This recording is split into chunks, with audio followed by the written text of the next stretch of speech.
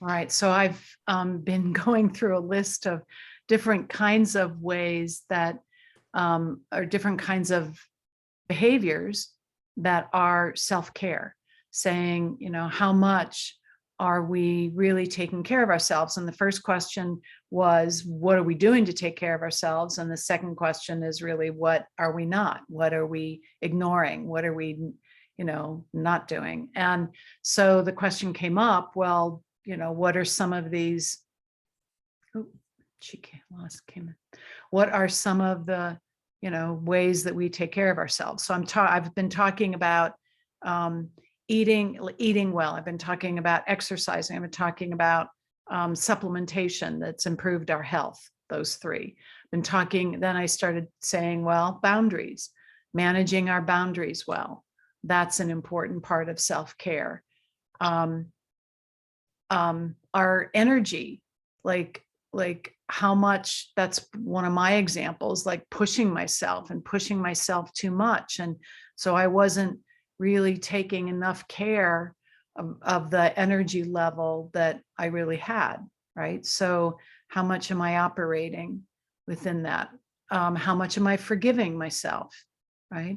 How much am I thanking myself for what I did well? Like one of the things that came up was, which many of us do, is to be more critical of ourselves than we are positive about ourselves, right? And that was one of the things last week with the highly sensitive person, that highly sensitive persons tend to be more likely to focus on the negative about themselves than the positive, right? So that's another thing about self-care. How much am I really acknowledging myself for what I'm doing and I'm doing well? How much am I acknowledging myself for taking care of myself? Another one that came up was doing the things that I love to do rather than putting those off. Like, so for me, that's art. It's playing the piano, it's going hiking. And I have a tendency to push those things off. I have them all around, but I don't do them. That's not taking good care of myself. That's not taking good care of my spirit. It's not taking good care of my heart, right? And as soon as I say taking good care of my heart, I'm like, oh, right. We could kind of look at this as, what are ways I take good care of my body? What are ways I take good care of my heart? What are the ways I take good care of my mind, my spirit, and my energy, and my relationships, right? So those 6 different aspects, which take us back to the touchstone, take me back to the touchstone guide.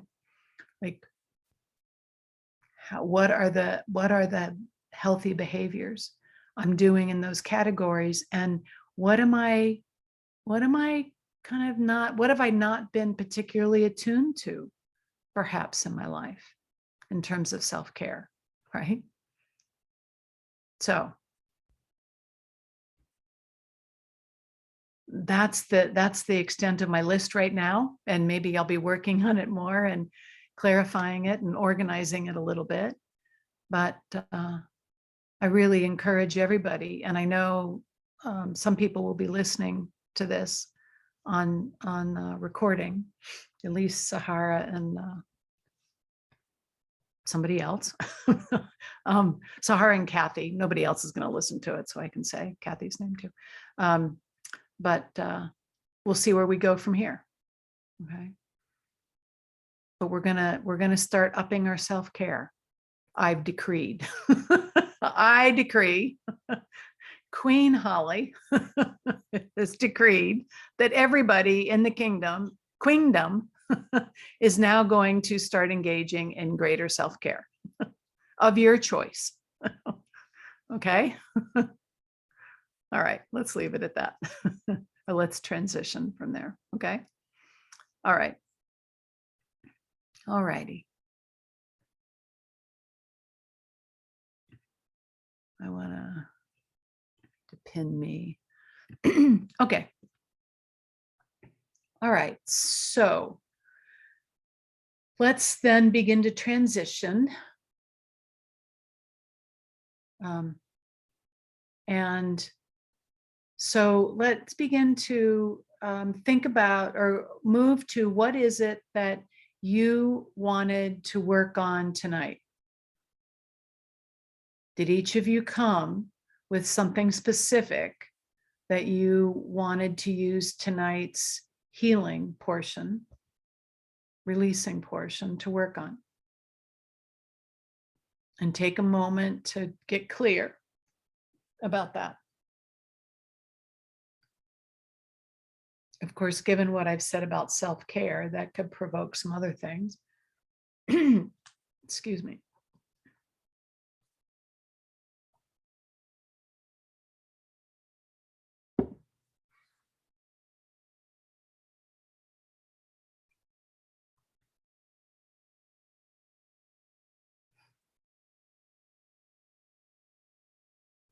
And I invite you to give yourself permission to go deep, right?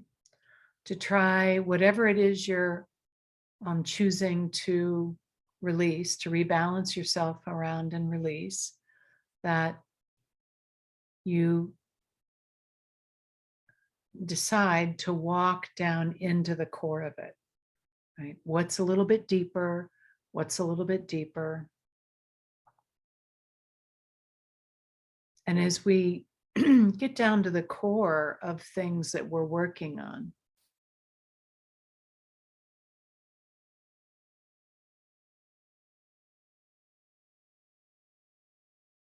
so let me just use this as an example. It occurs to me.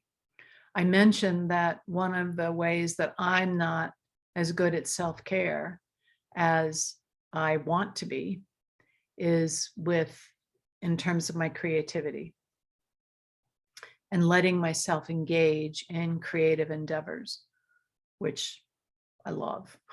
I love. And so if I was going to, I could say, I could tap on, even though I'm not letting myself do that. I could even tap on being frustrated about that, right? Or discouraged, or, kind of upset with myself, perhaps, because I'm not supporting myself in that. That would be one layer. But if I was going to walk that down, I might say, wow, you know what? This has been a pattern my whole life, right? I mean, I know this. It's been something that's been on the edge of my awareness forever, right?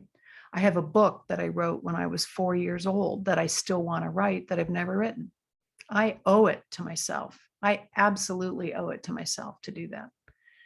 And I haven't done it yet, right? So that's walking it a little deeper, because I don't know if you noticed, but as soon as I said that, it's like I stopped breathing a little bit, and I had this like oh kind of breath, right? I mean, I felt it. I don't know if you heard it. And if I walk it a little deeper, it's like, oh, well, part of it for me was that what was important to me wasn't important to anybody else, and it didn't matter. So what I cared about didn't matter.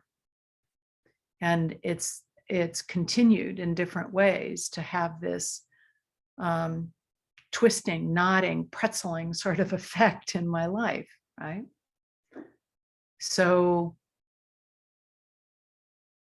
I think there's probably even deeper ways deeper places I could walk it down.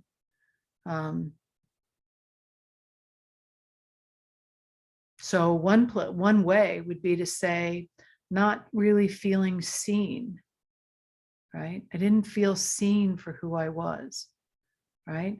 And if I start thinking about that, I think about a little girl feeling really alone, right? My own personal story, other people's stories are different, right? But in my personal story, I just felt really alone. And so that takes me even to a deeper place, because that aloneness is one of the things that takes us to a place of belonging. Belonging is one of the core needs of a human being. And when we have issues of not belonging, which, there are lots, as you all know, lots of different beliefs can come along with that. Patterns can come along with that. that really creates an insecurity inside, not feeling strong inside ourselves, not feeling strong inside myself in some ways, right? And so I could be tapping on that, not being seen, not being acknowledged, not being able to acknowledge myself, right? And there was somewhere I was going to go with this, and I just, the place I was going, I can't quite get back, but it was really about how then kind of using this awareness, like what, maybe I could go through and I could say, I'm going to do this wash, like this cleansing I call, right? Of all the times in my life when I felt like I didn't feel secure in myself, all the times in my life where I didn't feel like I mattered, all the times in my life where, excuse me, maybe I didn't know what I wanted to do. I didn't know how to make a decision, so I didn't decide, right? I mean, there's lots of things, and I could go through and I could do a wash. I could do a cleanse on forgiving myself. I could do a cleanse on cleansing myself of all the pain. I choose to release all the pain associated with that, all the pain that I possibly can in this moment. It's always progressive, right?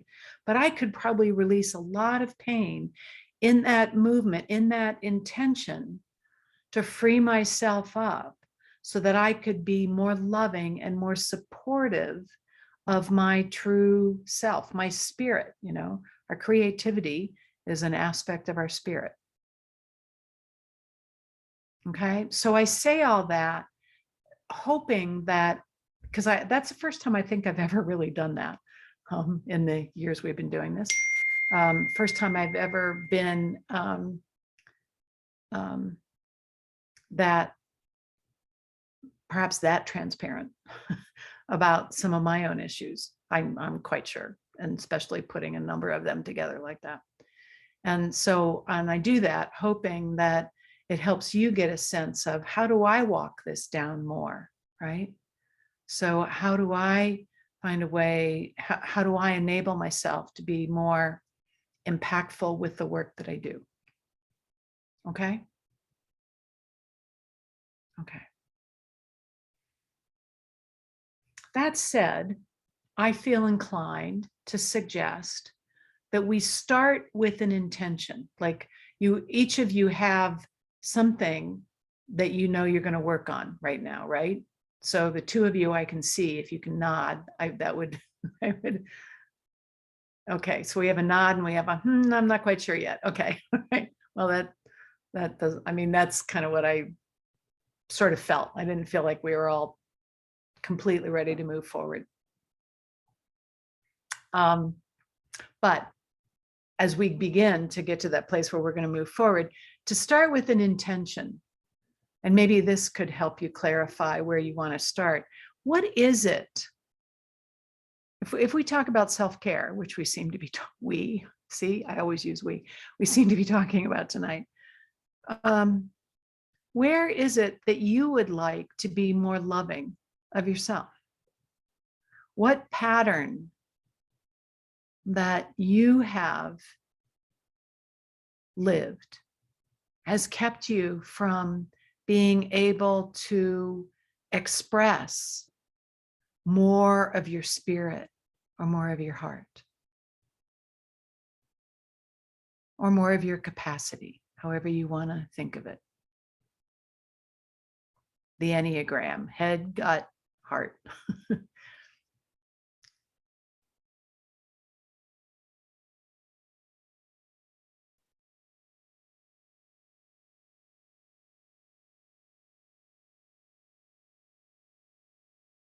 I might say, given one of my examples tonight, that I want to really trust my body, trust my intuition, and not feel like I have to push myself to reach some sort of standard, right? That would be an intention that I would like to experience from this work, for example. Another one might be writing my book, to be very specific, right?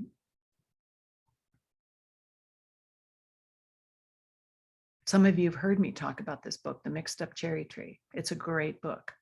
It's a great book. Needs to be written. I need to write it.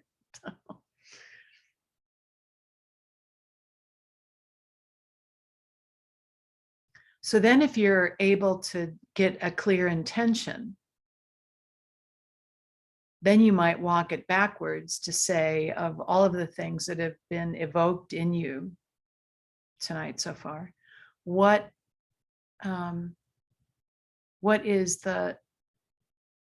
the thing that seems like it's blocking you the most? What's holding you back the most?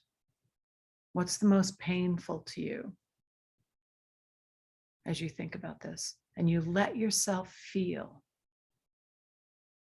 Let yourself feel what's deeply inside of you.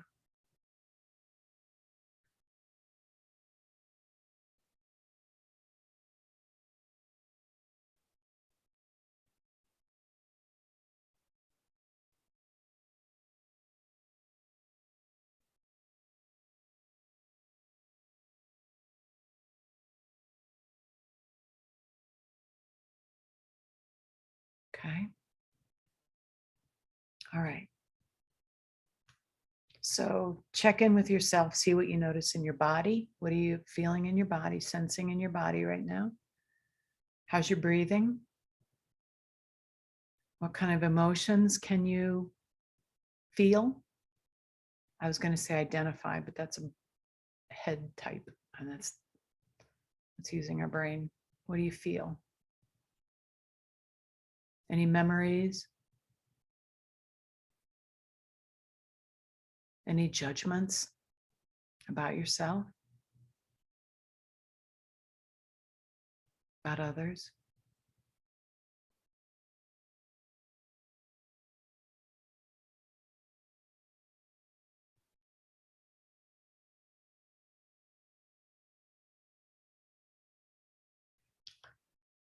All right.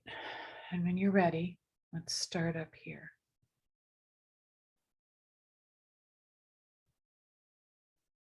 So even though, oh wait, almost. Okay. All right. So even though I've never been very good at loving myself in a few ways,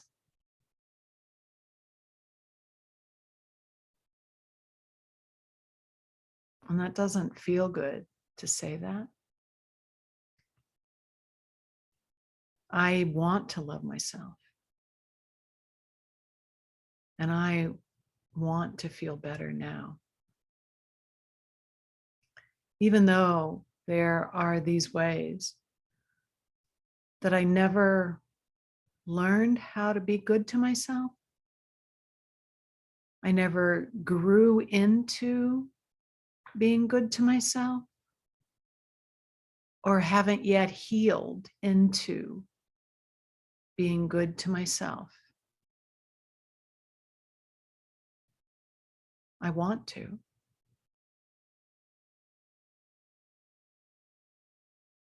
I want to free myself from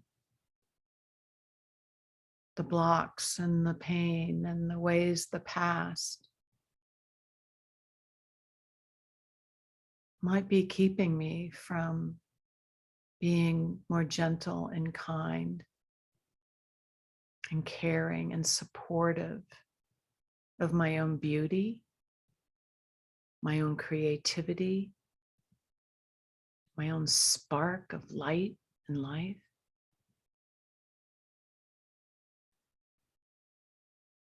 And I choose to do this not only for myself, but for my family,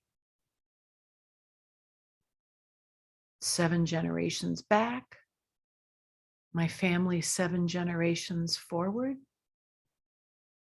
my spiritual family, my soul family, right? If we come in here to this lifetime with other people, many of us have feelings of having soul families that are not biological, right? And with soul families, we're all often working on very similar kinds of things. We might even say that those of us here in this group are a soul family.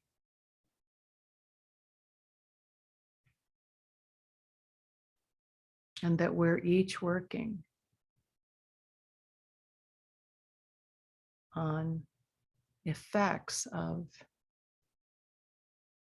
we'll just say, emotional neglect.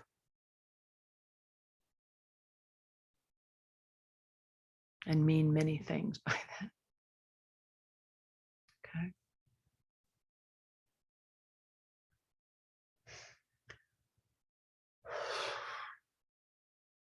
So even though there are these ways that I've not been very loving to myself, in fact, there are these ways that I've actually been hurting myself. If I were to really be honest and, direct, there are ways I've been hurting myself throughout the whole of my life, not able to free myself yet of all the impacts and the effects of my past. I am going to love myself, and I'm going to find my way to take better care of myself. And so it's going to be. So it already is, and so it's going to be. Okay, so on the top of your head, just holding here, if you want, but this is such a beautiful place to think about openness, opening ourselves up to spirit, to even our higher self, right? To the universe, asking for support and guidance, remembering that whatever form that the universe, that spirit is always with us. Inseparable. We are inseparable from spirit. But part of the human condition is to experience separation. And some of the first separation we experience is from spirit. And so part of the life trajectory is about reclaiming that connection to spirit. So you might want to bring your hands down so your shoulders don't hurt. And take a couple of deep breaths. Perhaps feeling like you could make your, whatever the walls, the blocks are, to feeling more of the presence of the divine. That your breaths are helping to dissolve those blocks, helping to dissolve those walls, bringing you closer to your own higher self, bringing you closer to the universe, to consciousness, to light and love, unconditional love, and closer to love for yourself.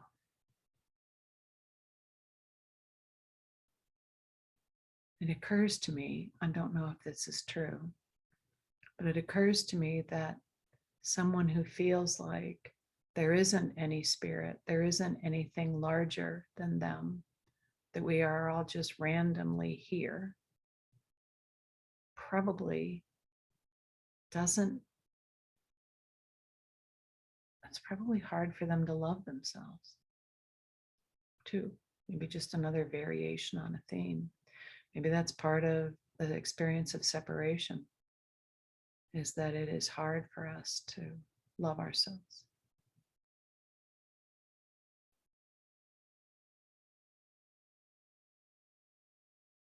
All right. And now coming up to your eyebrows. And wherever you are, and God knows you could be all over the place with this. So tapping on your eyebrows. Let's just start with this. I'm going to say this old pain.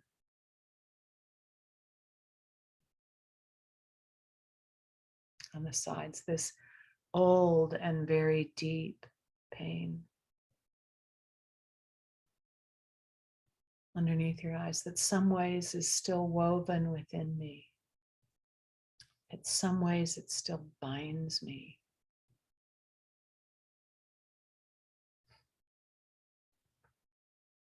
This old and deep remaining pain.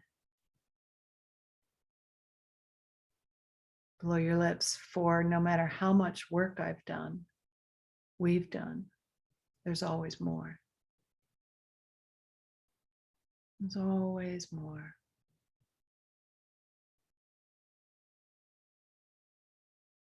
That doesn't mean our life doesn't get brighter and better and lighter. But it does mean that there's really no stopping on this trajectory unless we choose to stop. And very often humans do that. But let's just open deep into that remaining well of pain. However, that neglect impacted us, right? It could be with more violence, it could be with more what do I want to say? It could be with more just like narcissistic not paying attention. It could be with more not understanding, being understood and seen. And so emotional needs, even if they wanted to be met, even if the parent wanted to meet them, didn't because they didn't know how. So, and of course, there's so many reasons why parents, particularly mothers, don't. They're overwhelmed. Maybe they're dealing with their own emotional health issues. They're dealing with emotional or physical health issues with somebody else in the family, right? They're, many of our mothers were mothers at a time when they were supposed to be mothers, supposed to be at-home mothers, right? So many of our mothers did not really develop themselves professionally in ways they may have wanted to. And that really impacted their mothering. That might be a reason why mothers weren't available. Maybe it was alcohol, maybe it was drugs, maybe it was, their own, eating issues. I mean, there just could be so many things, right?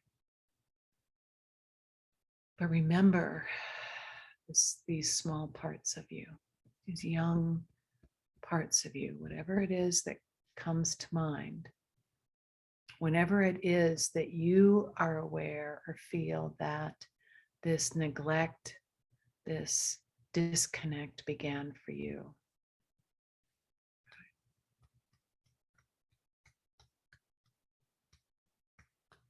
I think you've all experienced I hope, I'm not sure, my campfire inner work where we bring, like this would be a beautiful moment right now to bring together all the parts of you and actually go up and tap at that high heart back and forth again.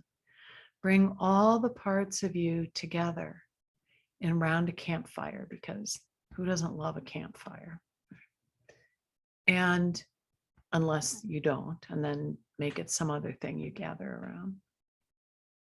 All these parts of you that felt, these deep self-esteem things, felt like they didn't belong, felt like they weren't good enough in all the myriad ways we can feel not good enough, felt traumatized,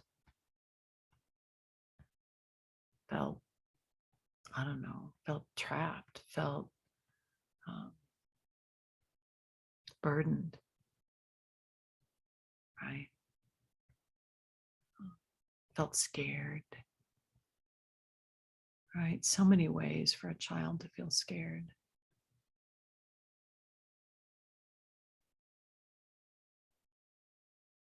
So many ways for an even healthy, relatively healthy enough adult to scare a child.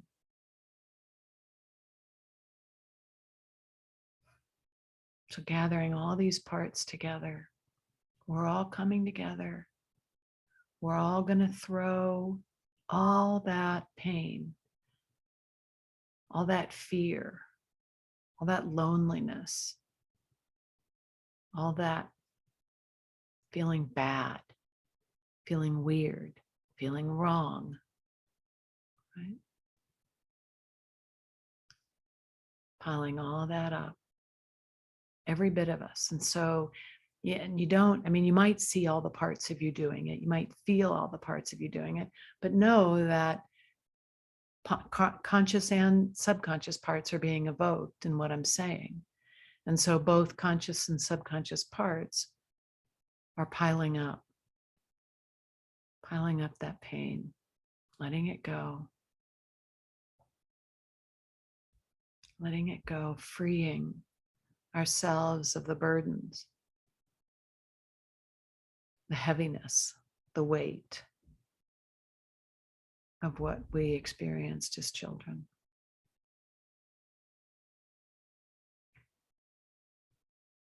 Letting it transform in the fire.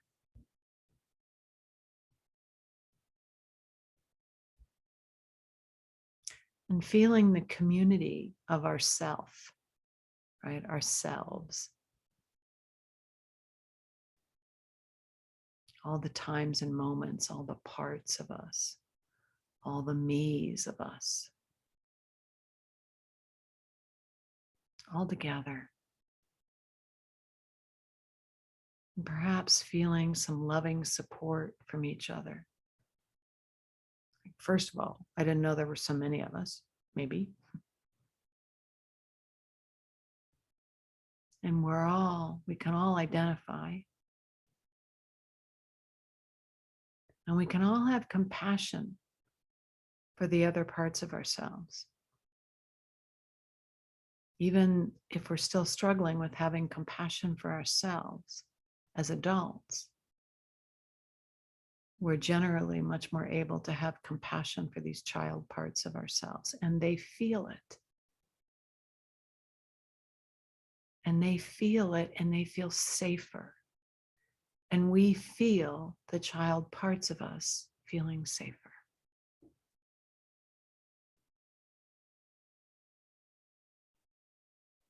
Couple of deep breaths. Continuing to breathe out residue.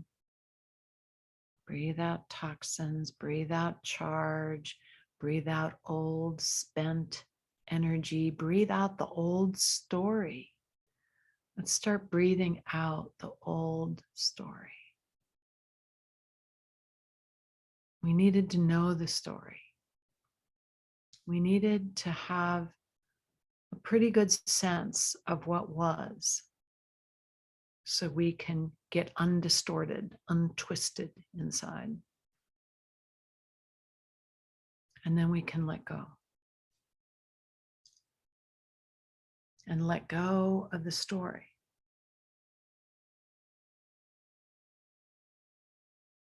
So, I don't want to keep being identified. How do I want to say this?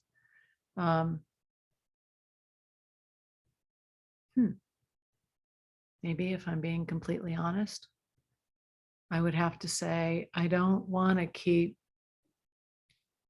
identifying myself as that little girl that nobody loved, right? That little girl that didn't matter. I'm not going to keep doing that to myself. And I would like to say that I don't really do that. But then I realized, I think there still are some ways that I do. How much do I think? This is going back to the comment or the knowing about how much easier it is for us to think of something negative than it is to think of something positive. But how much do I identify with that beautiful, whatever that means, but that beautiful, bright little girl who was so, I don't know, she was so sweet and she was so, I don't know if I was cheerful. I'd like to think I was cheerful, at least sometimes. But I was creative. I was really creative and I was tender. I had great tenderness for life, right? I was, those are, I want to remember me being creative, being bright, being tender, being adventurous. Those things are true about me too. That's the story that I want to begin to tell myself more and more about my past. That story will lead me to being able to be more of the me that I want to be now.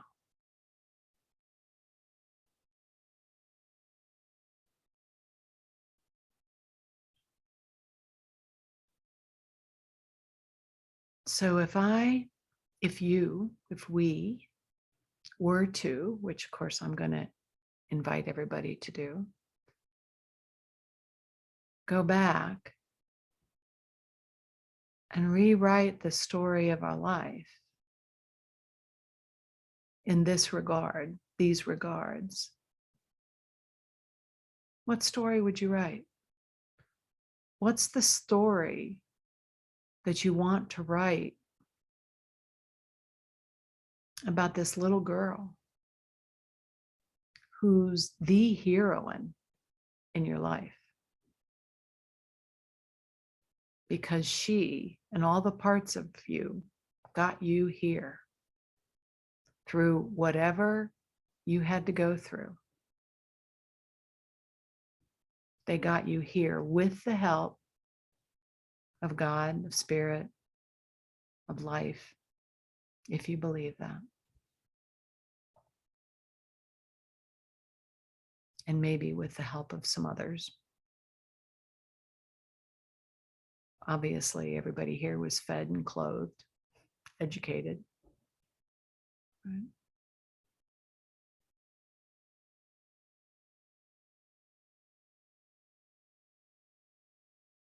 And loved by some people, if not many. But not all of us felt so much love. So we would rewrite our story to have lots of love around us.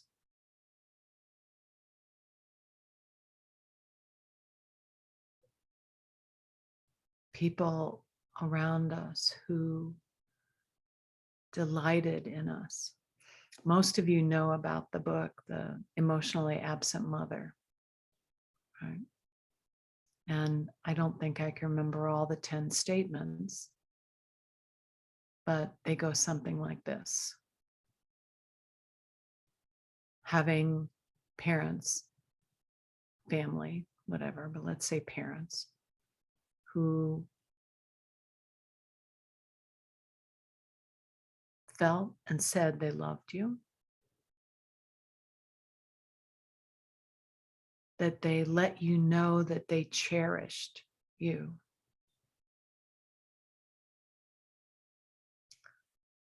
They delighted in you.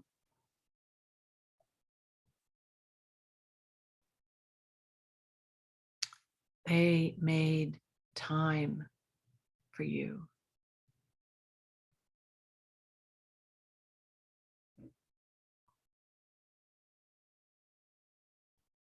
They kept you safe, and they let you know that keeping you safe was important to them.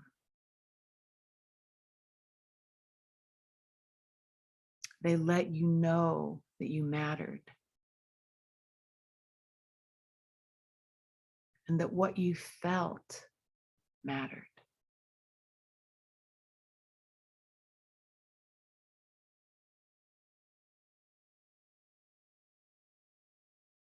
And they played with you, right?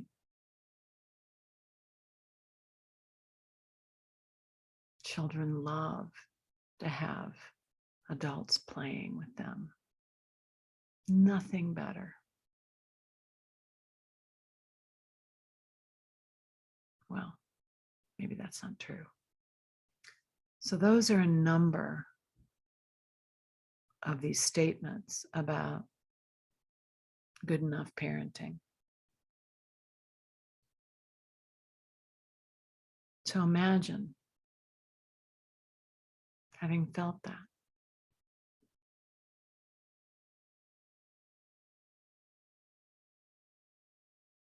From the time you were born,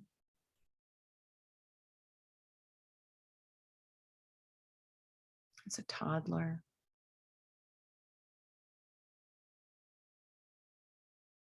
you start going to school and experiencing the bigger world.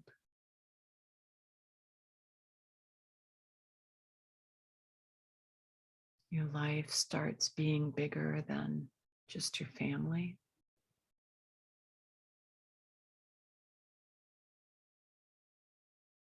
Becomes your neighborhood, your friends, classmates,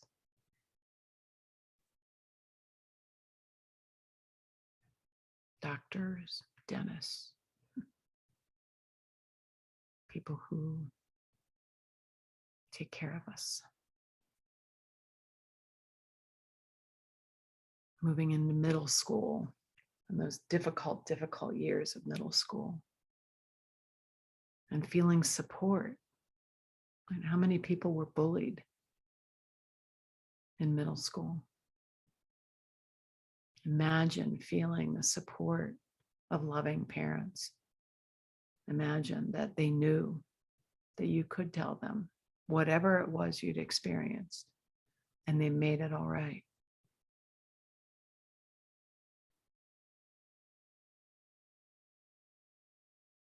Imagine high school, beginning to get a sense of, more of a sense of your own autonomous self, a little bit of sense of who am I? What am I going to do? What are some of my dreams?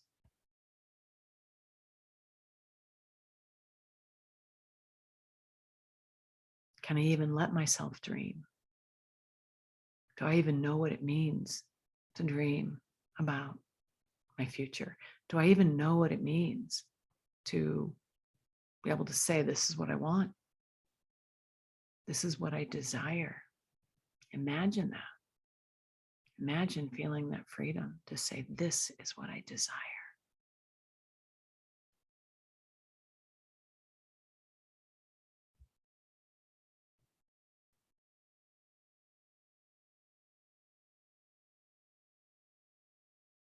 And people who support you.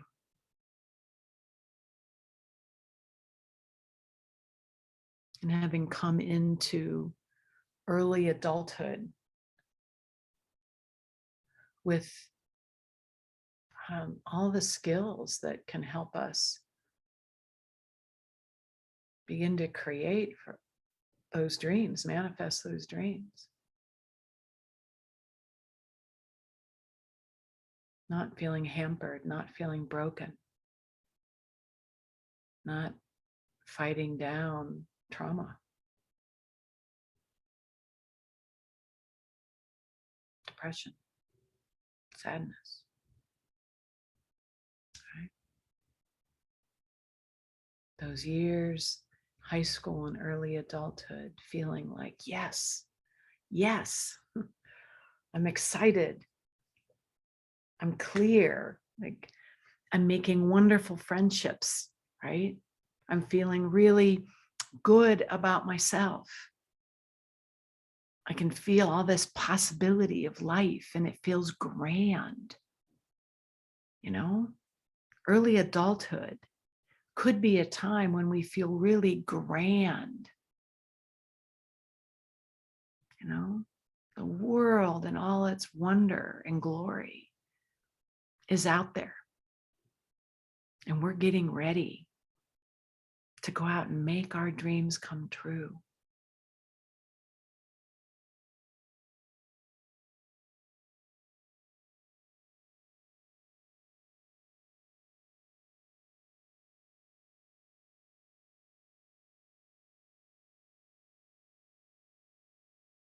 And so feel if you can carry yourself forward from that launching, ready to launch yourself into your adult life in a way where you had what you needed to believe in yourself, to trust in yourself. You had the courage to support your own vision. You had a vision. You had the courage to support it,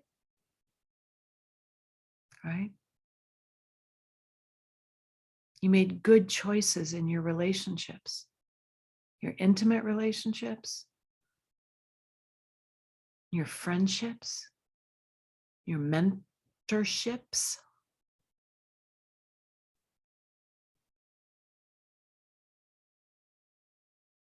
And that you could let your beauty, your brilliance, your creativity shine, whatever it is.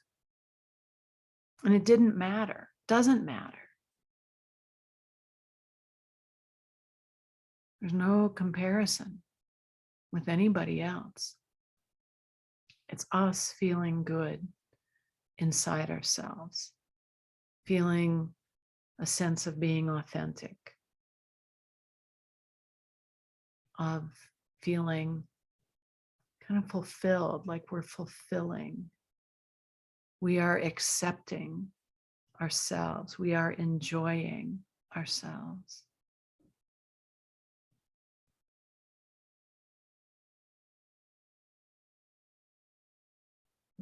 We are finding the strength and the resilience inside to meet life courageously and lovingly, sometimes even boldly and loudly.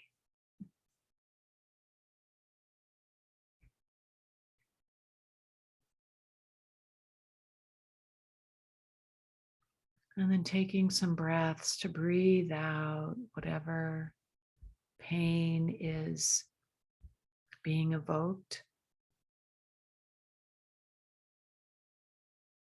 from this journey that we're on.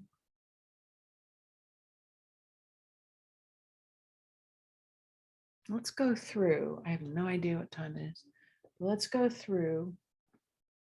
I'm going to take a few more minutes here. It's 8 o'clock. Start at the eyebrows, so we can really release more of, get to more of the emotions. So releasing this deep sorrow and sadness and grief, this deep sense of loss. None of us have gotten to this point in our life without feeling many, many losses.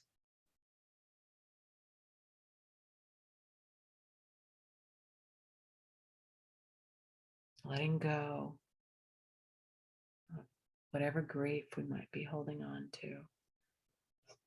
On the sides, letting go of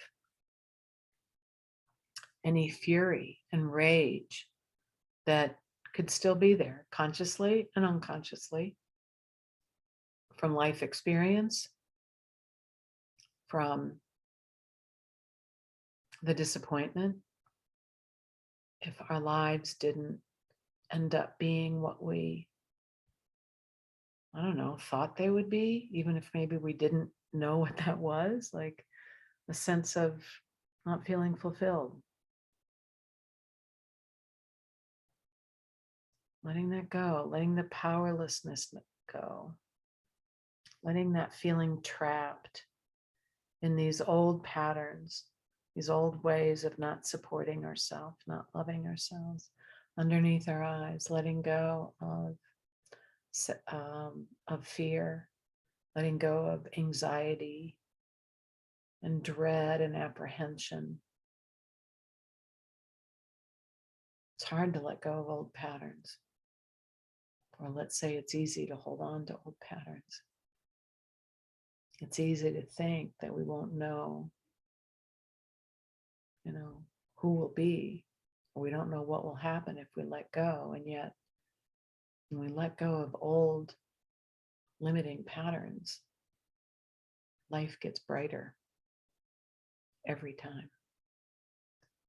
Above your lips, letting go of embarrassment, self-consciousness. What do other people think? What do other people need? Letting go of awkwardness, letting go of insecurity. Right? Below your lips, letting go of shame, humiliation. Right? If others are better than I am in all these different ways, then there's a part of me that feels a sense of shame around anyone that I identify as being better than me or succeeding in a place, in an area where I didn't succeed. So it's another area, level of shame that I really identified a lot. Collarbones. Letting go of heartache and heartbreak. Letting go of despair. How many times did we feel despair? How many times might we have felt hopeless? Choosing to let it go, even if we don't quite know how to do that. On the sides, letting go of guilt, all the ways we guilt trip ourselves, ways we guilt trip other people, ways we blame ourselves and blame others, and how all of that judgment blocks us from the beauty and the love of empathy and connecting with the world from a place of empathy. And wrists, letting go of all the anger, all the frustration, resentment. There could be lots of resentment. Who do we resent for what they did to us? Letting that go. Letting go of any intolerance. Letting go of aversion, aggravation, irritation. And coming back up to the high heart. Nice deep couple of breaths.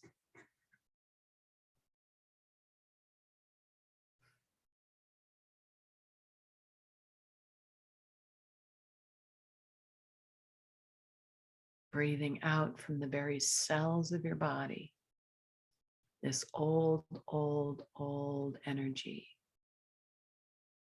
the crystalline form of these old, old, old patterns. Feel them dissolving, feel them disintegrating, and then moving into the stream of the interstitial fluid, or moving into the bloodstream, or moving into the lymphatic stream, or moving into the electromagnetic stream, right? Energetically moving out of our bodies, out through our skin, through our hair, through our breath.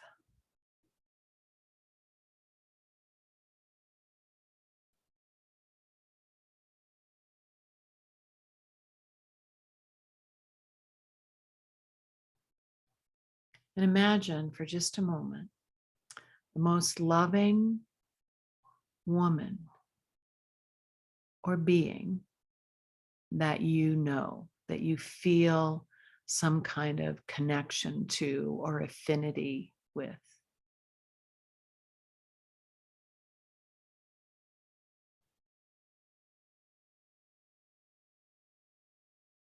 and feel her standing in front of you. And feel her giving you the gift of her love for you.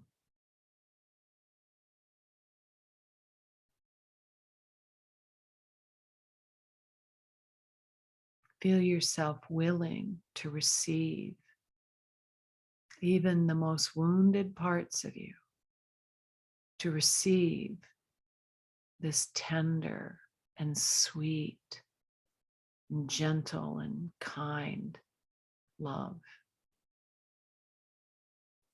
Maybe it's a very protective love, right? Maybe a mother bear kind of love that helps to reverse the ways might not have felt protected as a child.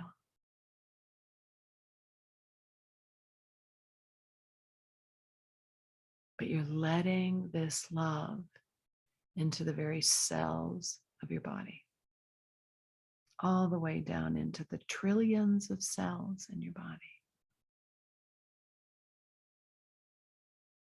Letting this love fill you.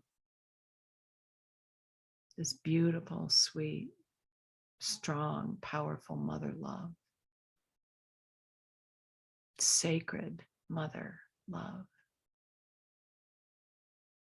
Earth mother. 24/7 there giving you what you need, mother love.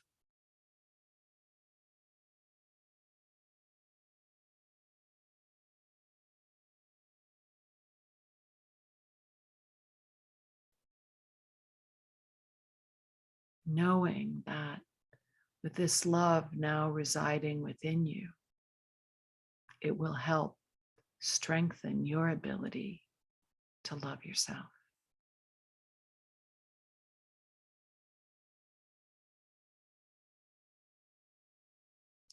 And so, with more love in our hearts right now for our adult selves, for our child selves, our past selves, more love in our heart now for our families,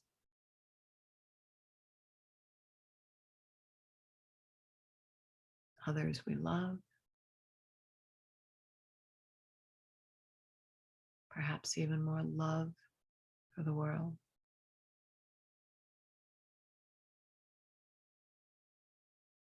Another nice deep breath in. Perhaps feel yourself resonating in this higher energy, this higher vibration of love right now.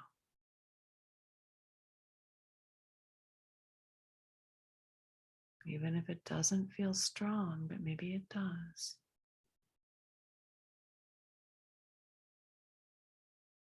Bring it into your heart. Hold this in your heart. Hold this in your cells.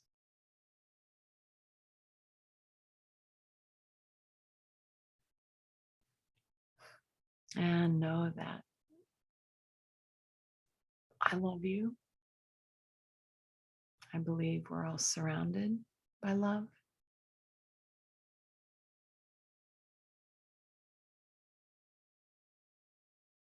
And that I wish you a more beautiful week ahead. I wish you more sweetness inside as you go through your week ahead. And hopefully, I'll get to see you next week. Be well, always, and until then.